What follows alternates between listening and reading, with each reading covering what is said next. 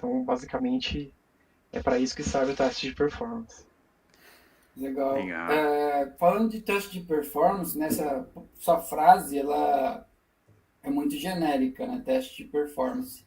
Eu queria saber quais são os tipos de teste de performance, porque eu acho que tem subdivisões, né? Do que você pode testar, a forma que você vai testar, até onde vai chegar, e etc. Quais são os tipos de testes aí, os principais, que a gente sabe que tem diversos, né? E complementando, devo executar todos os tipos de teste de performance? Bom, de fato, tem alguns tipos de teste de performance. Se a gente for olhar lá a literatura, né, é, ISTQB ou BSTQB, tem até material para quem vai tirar a certificação de teste de performance, e ele tem alguns tipos de teste de performance, mas eu acho que eu prefiro dar uma resposta um pouco mais prolixa aqui nessa pergunta, Fanta. Vai lá.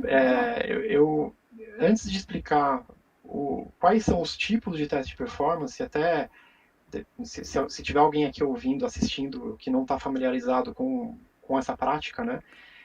Eu prefiro pensar, montar uma linha de raciocínio para a gente entender o, o que a gente quer com o teste de performance, né? Ainda pegando o gancho da questão anterior. Então lembra que eu falei que o teste de performance ele visa simular aquele tráfego do mundo real na sua aplicação para você observar como ela vai se comportar, né? Então, como que a gente poderia montar um teste de performance? Então, imagina que você tem um e-commerce, tá? E aí você fala assim, putz, beleza, eu quero simular os usuários conectando e navegando no meu e-commerce, certo? Então, imagina que a gente vai montar um gráfico aqui. Então, ao longo do dia, no meu eixo X eu tenho aqui a linha do tempo, tá? No meu eixo Y eu vou ter aqui a quantidade de usuários conectados, certo? Então você fala assim para mim, fala, poxa, no começo do dia eu vou ter pouquinhos usuários conectados, tá? E aí eu vou tendo uma crescente de usuários ao longo da manhã. Chega no meio-dia, o meu gráfico chega ali no topo, e aí eu mantenho ali no topo essa quantidade de usuários durante algumas horas, e aí quando vai chegando no final do dia, eu vou reduzindo até que chega num quase nenhum usuário conectado na minha aplicação, tá? E aí você fala assim, putz, vamos montar um teste de performance para simular esse comportamento todo? Vamos. Beleza, então a gente pode criar aqui um script de teste, e aí esse script de teste ele vai durar 24 horas, certo?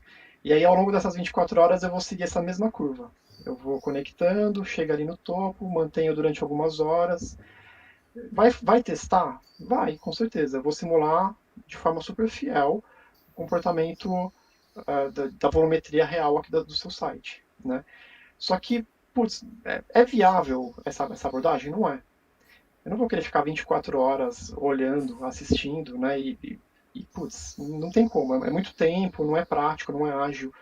Então, quando a gente fala de teste de performance, a gente tenta pegar essa curva que eu narrei aqui para vocês e condensar em poucos minutos. Então, de repente, ou no máximo uma hora ali de teste. Então, eu vou pegar essa curva e eu vou tentar condensar para em meia hora conseguir simular todo esse comportamento, tá?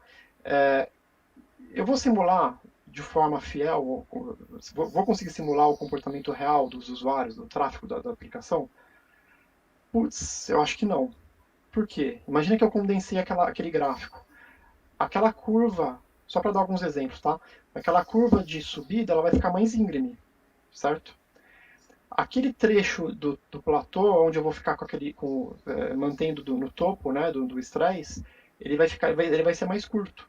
Então, se eu tiver, por exemplo, uma estrutura de fila dentro do meu ecossistema, pode ser que o tempo que eu vou manter no topo ali do estresse não seja o suficiente para eu perceber que em algumas horas de execução de teste, algumas horas de volumetria alta, a minha fila não vai dar vazão. Pode ser que a minha curva mais íngreme, ela estresse de uma forma que na vida real eu não vou estressar meu ecossistema, né? Então é por isso que existem vários tipos de teste de performance.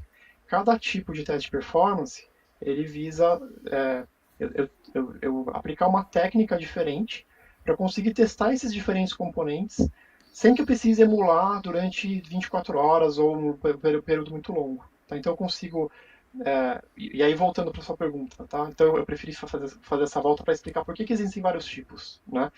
Então, quais são os tipos? Putz, se a gente for olhar ali a literatura, de novo, a gente vai ver que tem, sei lá, teste de carga, teste de estresse, teste de capacidade, só que são só esses que tem, por exemplo, na certificação, né, que o pessoal normalmente estuda? Não, tem outros.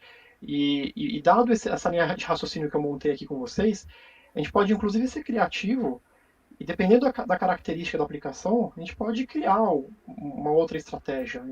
Então eu não gosto, normalmente eu não gosto de me limitar muito a esses tipos. Na prática a gente acaba executando esses tipos, né? Mas eu acho que acho que é legal a gente ter a criatividade de conseguir até compor diferentes técnicas, né, para atingir o objetivo. É, acho que é isso. Eu não sei se eu fui claro aqui na minha explicação.